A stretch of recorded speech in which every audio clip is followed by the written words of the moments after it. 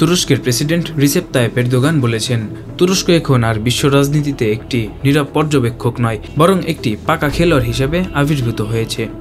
সম্প্রতি রমজান মাসের শুরুতে ইস্তানবুলে আয়োজিত এক ইফতার অনুষ্ঠানে এই কথা বলেন তিনি। এরদোগান আরও বলেন, আজকের তুরস্ক শক্তিশালী, কার্যকরী এবং প্রতিটি ক্ষেত্রে দীর্ঘ প্রসারী প্রভাব রাখছে। এই দেশ এখন কেবল নিজের জনগণের জন্য নয়, বরং বিশ্বের নিপীড়িত ও বঞ্চিত মানুষের জন্য একটি আশার প্রতীক হয়ে উঠেছে। এর সাথে তিনি আরও যোগ করেন, আমরা সবসময় শান্তি সংলাপকে অগ্রাধিকার দেই, কিন্তু যদি আমাদের প্রসারিত হাত প্রত্যাখ্যান করা হয় তাহলে আমাদের লৌহ মুষ্টি সবসময় প্রস্তুত থাকবে। এরদোগানের এই বক্তব্য এমন এক সময় এলো যখন কারাবন্দী কুর্দিস্তান ওয়ার্কস পার্টির নেতা আবদুল্লাহ ওয়াজালান দলটির সদস্যদের অস্ত্র ত্যাগের আহ্বান জানিয়েছেন।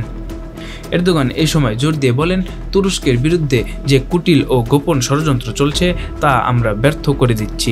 আমরা পুরোপুরি সন্ত্রাসমুক্ত একটি তুরস্ক গড়তে কাজ করছি।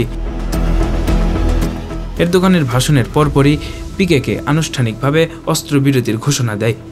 তাদের বিবৃতিতে বলা হয়, আমাদের নেতা আবদুল্লাহ ওয়াজালানের শান্তি ও গণতন্ত্রের আহ্বান বাস্তবায়নের পথ তৈরি করতে আমরা আজ থেকে অস্ত্রবিরতি ঘোষণা করছি।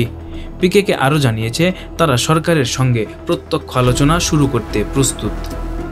এদিকে গত 27 ফেব্রুয়ারি তুরস্কের সংসদে কুর্দি সমর্থিত দল ডিইএম পার্টি ওয়াজালানের ঐতিহাসিক বার্তা পাঠ করে শোনায়, যেখানে তিনি তার সংগঠনকে অস্ত্রত্যাগের আহ্বান জানান।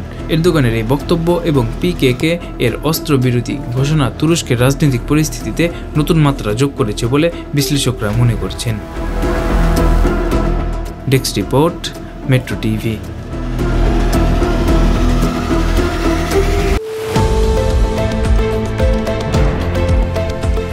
দেশের পাশে, বিশ্বের সাথে, মেট্রো টিভি।